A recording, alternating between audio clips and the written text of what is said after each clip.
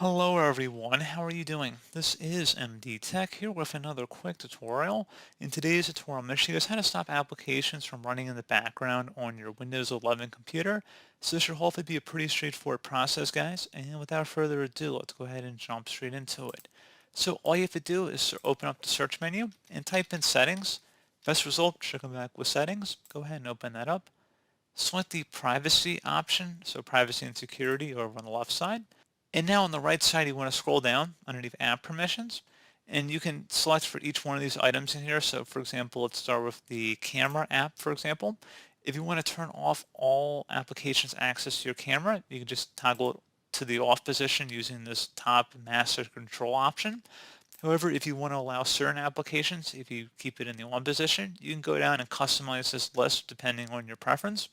And this will be the same for pretty much all of the apps in here. So microphone, notification access, contacts, calendar, anything you would or would not want to access these particular features, you can turn them on or off for the applicable applications that are installed on your computer.